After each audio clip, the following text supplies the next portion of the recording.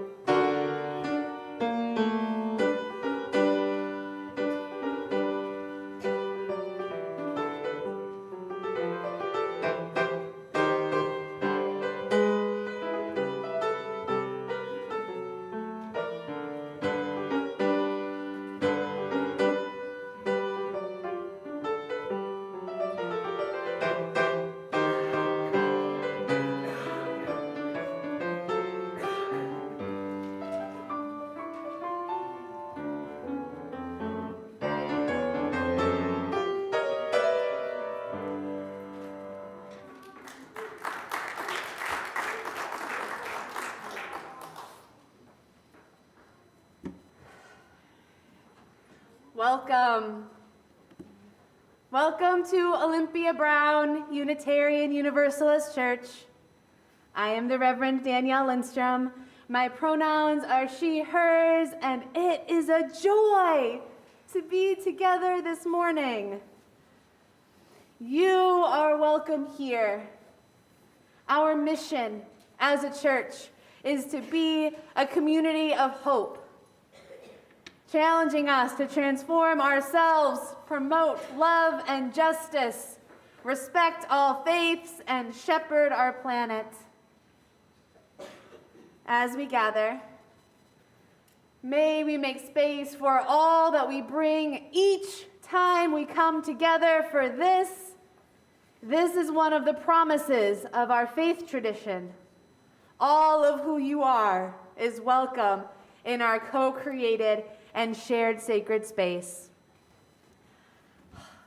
It is good to be together. We will begin with lighting our chalice. And who is lighting our chalice this morning? It is Ellie. Ellie is lighting our chalice for us this morning. The chalice is our symbol of our Unitarian Universalist faith. This past Sunday began one of my favorite Christian traditions, the season of Advent, the season of waiting. I know I could use some practice with waiting. Perhaps that is not surprising. And I'm not alone. Yeah? Patience is a lesson hard learned, a lesson still learning. Advent invites us into the practice of waiting with intention.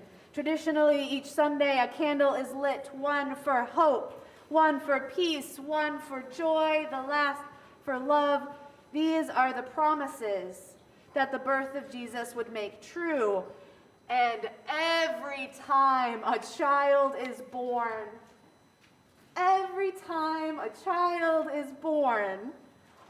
more love, more hope, more joy enters the world with them. And we know we are still waiting for the world we dream about, the beloved community of which we work towards, the beloved community we hope for. To recognize this time, I would like to do a responsive reading from the Reverend Leslie Takahashi. Together we will say, "We are waiting.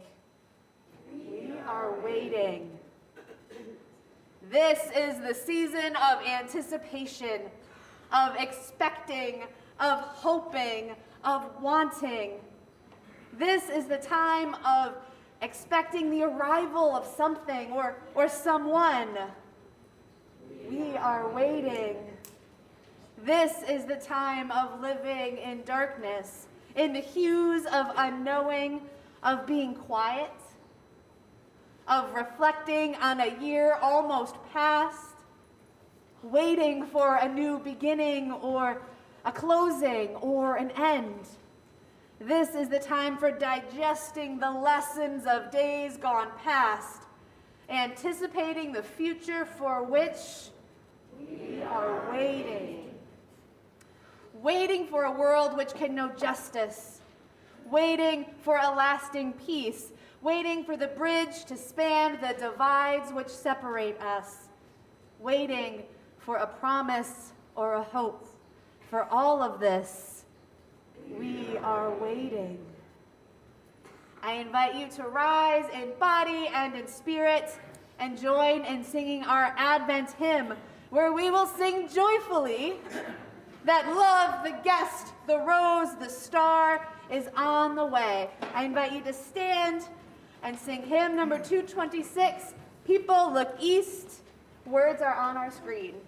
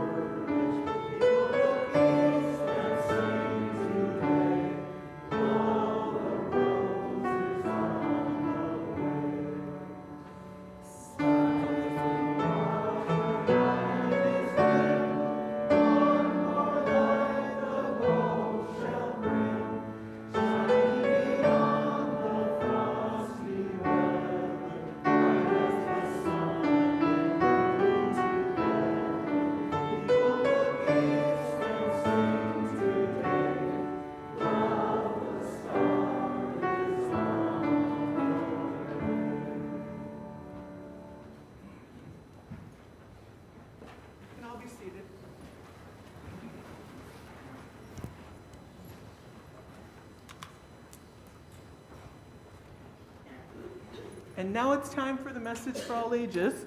So if all the children and those young at heart can come on forward.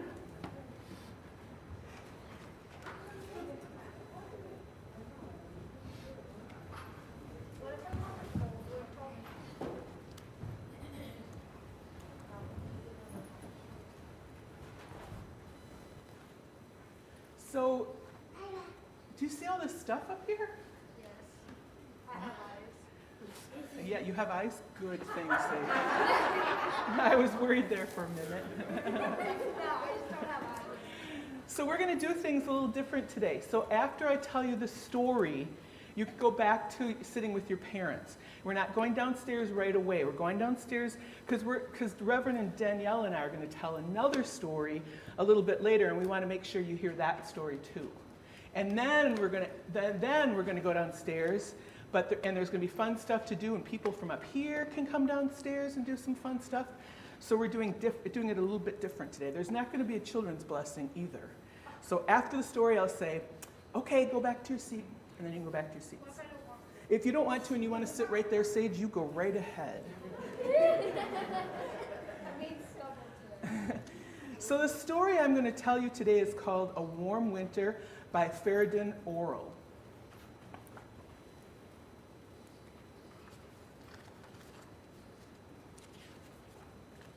Little Mouse woke up in a shiver one cold winter morning. He sniffed the air with his little nose and stepped out of his nest to find some firewood to warm his family. The forest was very quiet. Piles of snow fell from the trees, making a soft plop, which kept Little Mouse on his toes. Little Mouse scrambled all around the forest, grabbing everything he could find among dried twigs, pine cones and shrubs. And by the time he tied them up in a big pile, he was exhausted. Little Mouse rested a bit, and then he tried to drag the pile of twigs with all his strength. But the load was too heavy for Little Mouse to pull on his own. He decided to find his friend Rabbit and ask for help. When Rabbit saw the huge pile, she could not believe her eyes. "I'm not strong enough to pull that pile alone," she said. "We can do it if we join forces," replied Little Mouse. Together they tried to push and pull, but the pile would not budge. Rabbit had an idea. "Let's visit the wise fox and ask to borrow his sled," she said. They hurried to get Fox, and when he looked at the pile, he stared at it for several minutes, wiggled his tail, and said, "I just fixed my sled, so let's give it a try." They loaded the pile onto the sled, and the three of them tried pulling it together. But no matter how hard they tried, the pile simply would not budge. Suddenly, the weather turned bad. The wind shook the trees, the sky became pitch black, and a heavy snow began to cover the forest. Waking up Big Bear was the only thing left for the animals to do. They approached his lair and asked him to help them before everything was completely buried. What do you think Big Bear's going to say? No. No. Leave me alone. I want to sleep. Leave me alone? Okay, well, let's see. Big Bear agreed to help. He was quite impressed by the size of the pile, but he was very strong. Together, they tugged hard on the sled. It squeaked and creaked a little, but finally began to slide over the snow. Carefully, they pulled the huge pile of twigs back toward Little Mouse's nest. Then, suddenly, something unexpected happened. The sled bumped against a tree root buried under the snow. All at once, the twigs and branches tumbled down to the ground. The blizzard grew stronger and covered everything with a blanket of snow. The four friends took shelter under the pile and cuddled up tight. Do you see the little red ribbon that they were using to pull the sled? Eventually, the wind subsided and everything grew quiet again. The storm was finally over. One by one, the animals emerged from their jumbled shelter. They decided to split up the twigs and cones Little Mouse had gathered, And each of them carried them back to their homes and their families, thankful they had all worked together. This was going to be a warm winter after all. So they all worked together, completely animals that you wouldn't normally think of working together, right? Just like, yeah, you'd normally think the bear would eat the fox and the fox would eat the rabbit, but the rabbit wouldn't eat the mouse. But yeah, you wouldn't normally think of them. A bear would eat a fox, and then the fox would eat a bear. Yeah, it's kind of like that story about the mice in the house and Jack built the house and whatever. So you can all go back to your seats.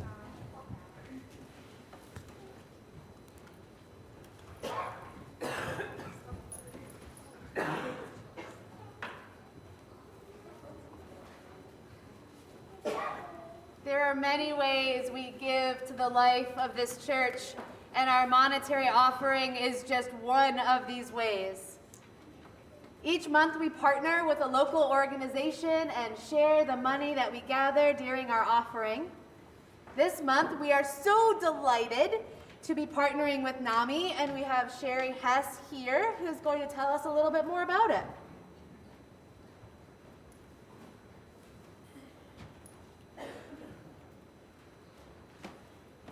Considerably taller than I am.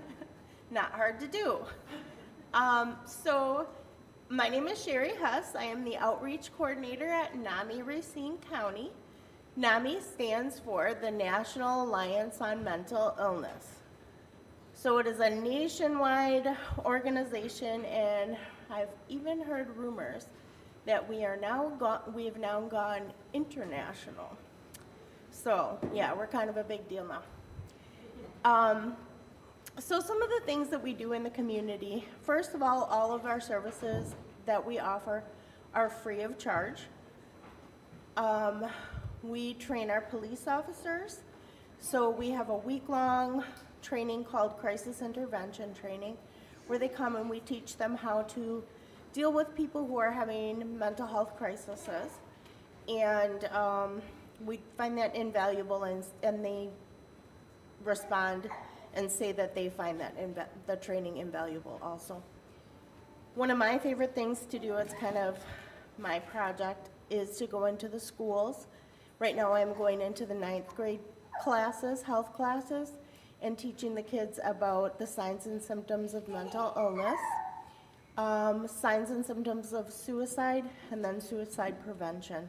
Because I believe the earlier that we can start the conversation about mental illness, and the better off we are going to be.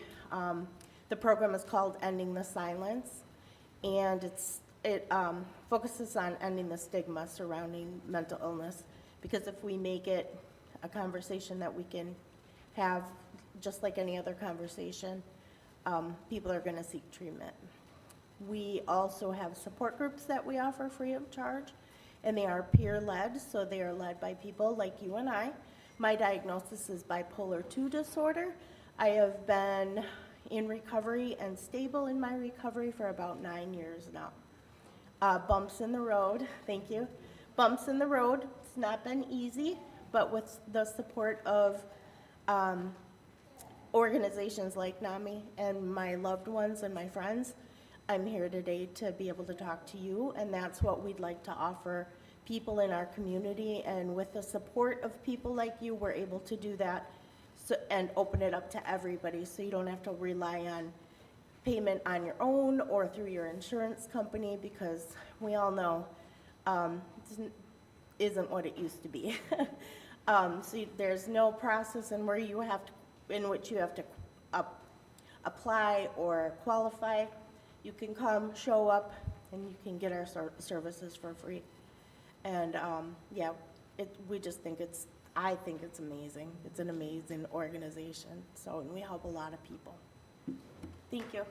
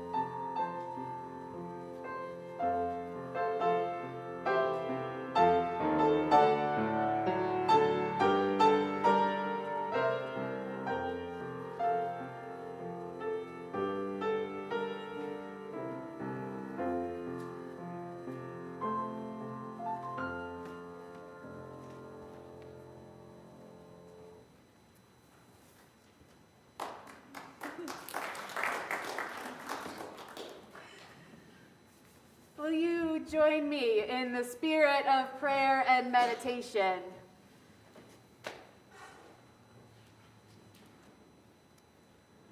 For our prayer this morning, I invite you to think of a name or several names.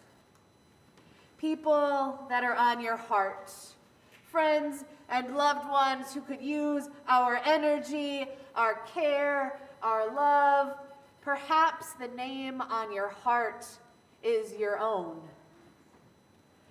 In the prayer in just a moment, I will invite you to share these names out loud. If you'll join me in prayer, Spirit of life, God of love, it is good to be together. We are here in this space that is made sacred by each and every one of us, all of the ways we show up for one another in this community, here in person, online, through email and phone calls and cards. Sharing love, support, care, that deep sense of knowing that comes from religious, spiritual, intentional community. It is good to be here. Sweet Spirit, help us to know, to remember, to hold on to the truth that we are not in this alone. We are held in love always. We lift into this love the names that are on our heart this morning. I invite you to share your names out loud.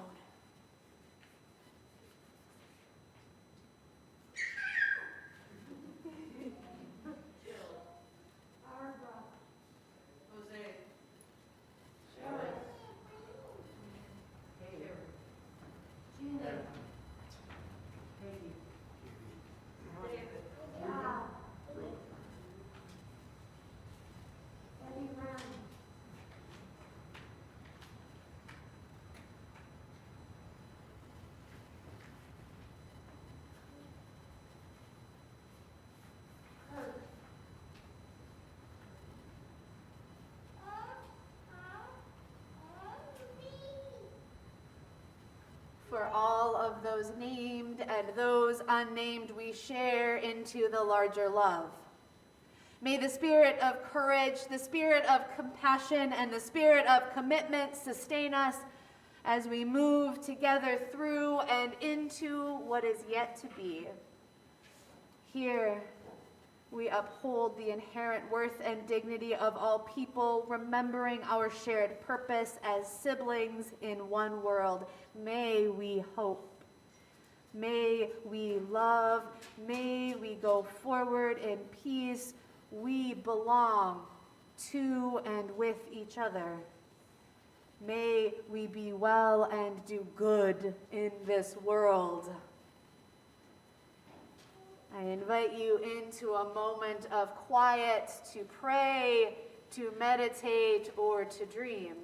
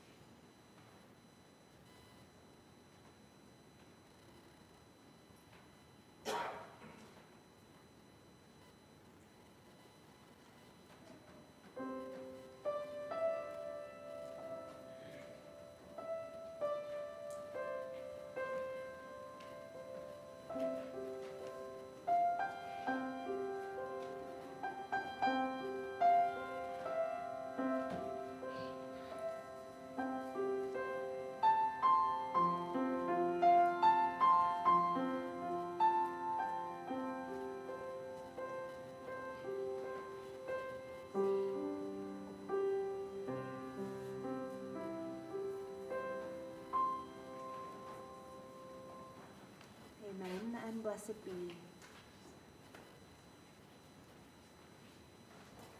So I think we should talk about all of these pieces of Christmas trees that are around us, should we? Yes.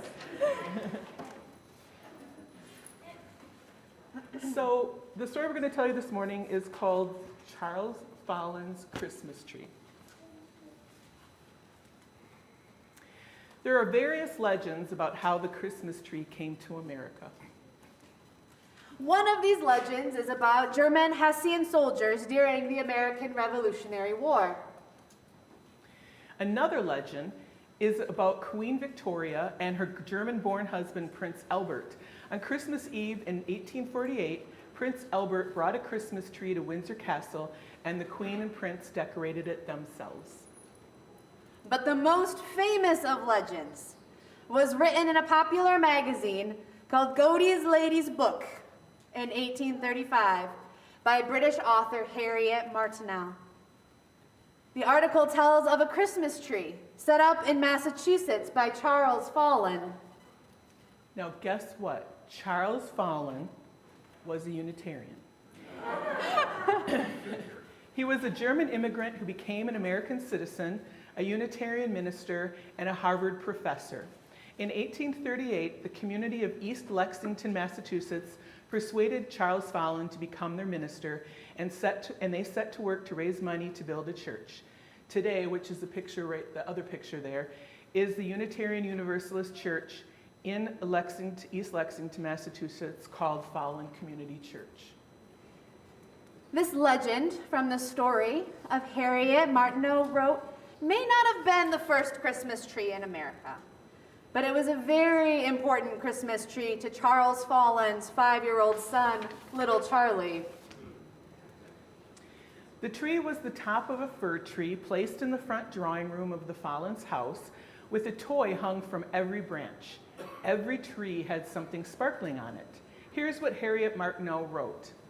The tree was the top of a young fir planted in a tub, which was ornamented with moss. Smart dolls and other whimsies glittered in the evergreen, and there was not a twig which had not something sparkling upon it. When the sound of wheels were heard, we had just finished, and we shut up the tree by itself in the front drawing room while we went into the other, trying to look as if nothing was going to happen.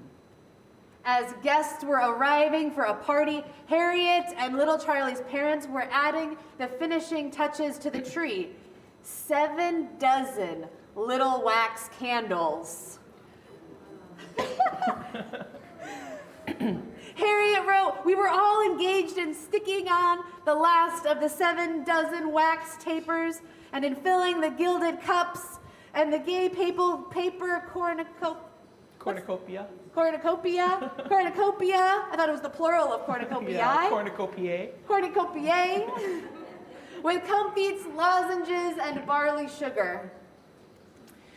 The tree was hidden behind closed doors while the children and guests played parlor games like Snapdragon, Piggy Squeak, charades, and Pass the Slipper. Now this is a picture of Snapdragon on the left, and what that is they had a big bowl of liquor and they set it on fire, and then they dropped raisins into it, and you had to put your hand in and grab a raisin without burning yourself. That's Snapdragon.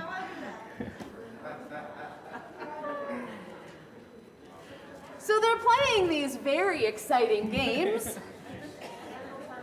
The candles were on the tree. Suddenly, so imagine they're playing all of these very exciting games, and suddenly the double doors were thrown open, and the beautiful tree glowed with light. Charlie's mother had lit all 7 dozen candles. Everyone looked at the tree with delight. Nobody spoke, but little Charlie leaped with joy. After a few minutes, the children noticed the toys, candies, and treats hung on the tree. Parents, family, friends, and children began taking the gifts from the tree and eating the delicious sweets, being careful not to burn themselves on the candles. Harriet Martineau described it this way: it really looked beautiful. The room seemed in a blaze, and the ornaments were so well hung that no accident happened. except one doll's petticoat caught fire. But there was a sponge tied to the end of a stick to put out any blaze, and no harm ensued. She wrote, I mounted the steps behind the tree to see the effect of opening the doors. It was delightful. The children poured in, but in a moment every voice was hushed. Their faces were upturned to the blaze, all eyes wide open, lips parted, all steps arrested. Only Charlie leaped for joy.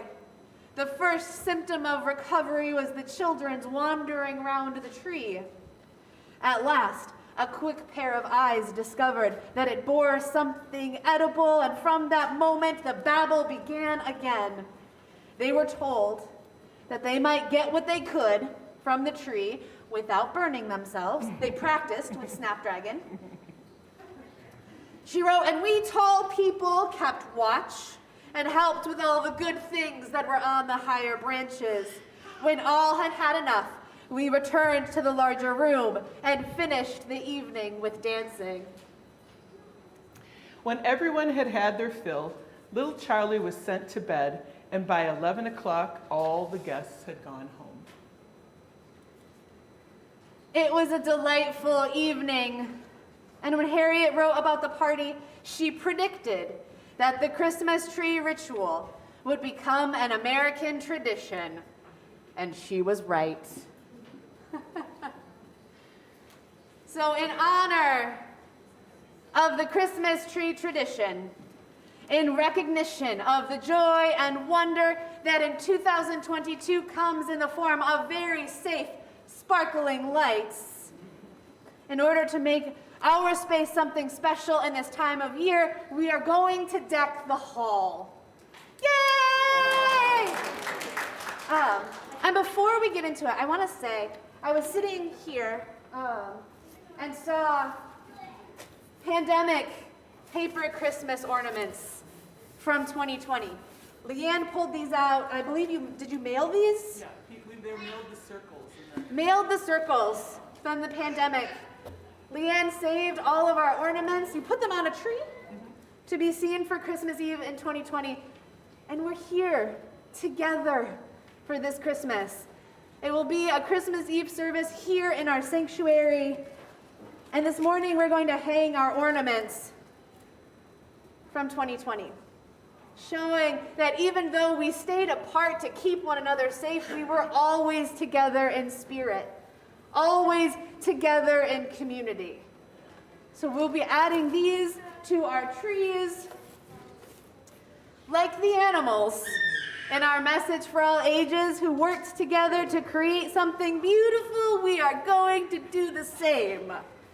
We have a few things. First, we're going to need some help with our trees up front, just a few people to help us set up here, right? To get our trees as beautiful as they were at that first Christmas, though safer without candles. Here in the sanctuary, we are also in that back corner going to be filling gift bags for our love pantry, right? Sharing gifts with our neighbors in this community. Downstairs, of course, we are decorating Christmas cookies. Yay!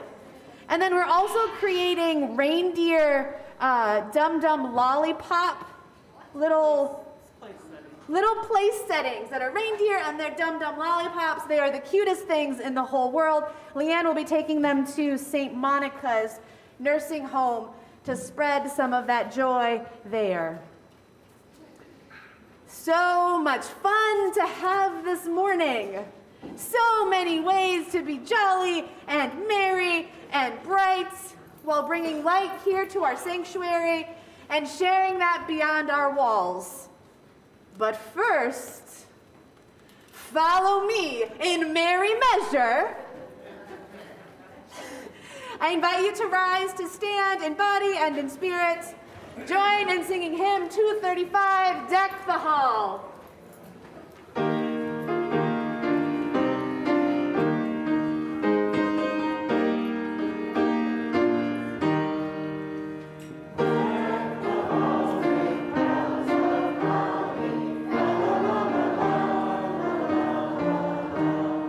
Tuesday,